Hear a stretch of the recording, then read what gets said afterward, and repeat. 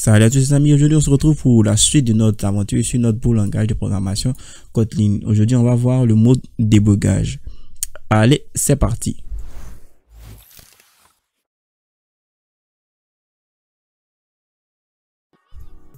Donc, précédemment, nous avons utilisé un peu le mode débogage comme vous pouvez le voir avec ce point d'arrêt qui est là. Donc on va stopper le mode débogage et qu'est-ce qu'on va faire? On va créer... Non, pas besoin de créer forcément quelque chose, mais on va plutôt garder ce qui est là. On va effacer tous les commentaires et essayer de mieux expliquer le mode débogage. Alors, le mode débogage, c'est quoi?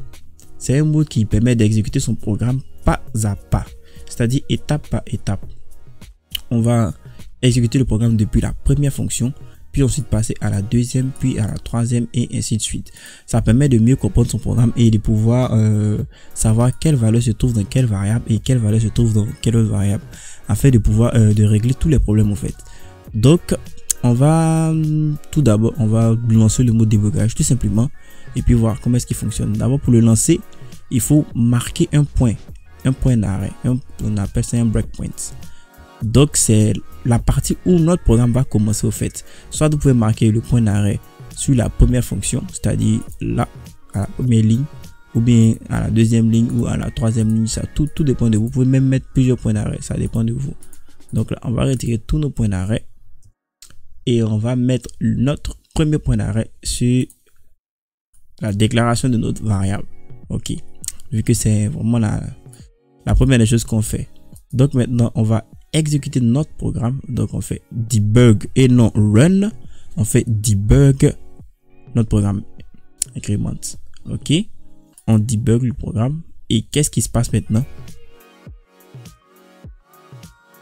Il va nous dire, il va exécuter au fait la première ligne. Il exécute la première ligne, c'est-à-dire il crée notre fonction et il passe en paramètre les arguments.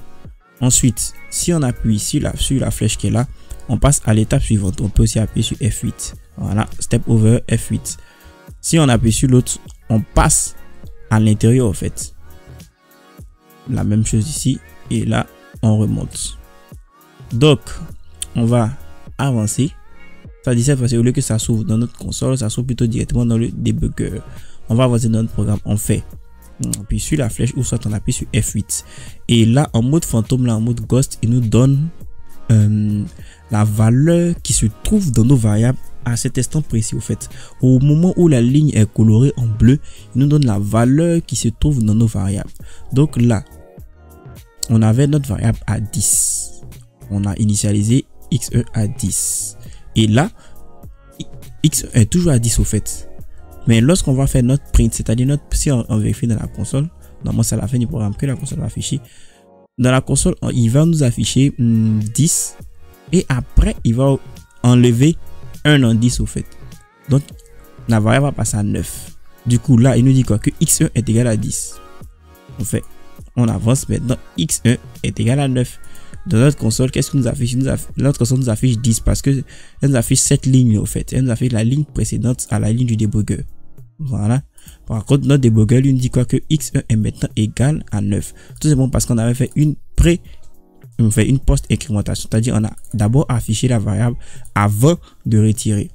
On peut aussi dupliquer sur la variable et on va se rendre compte que ici on a la valeur de la variable. Ok.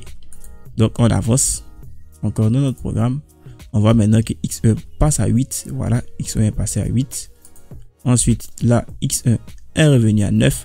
Notre console, par contre, elle affiche aussi 9. Ok. Et à la dernière étape, x1 passe à 10. Notre console nous affiche, pour le moment, nous affiche. Il faut arriver à la dernière étape pour que notre fonction nous affiche 10. Tout simplement parce que c'est une post-incrémentation. Non, c'est plutôt un affichage simple qu'on a fait là. Ok, on avance à la dernière étape, c'est-à-dire cette ligne est maintenant exécutée. X1 est à 10.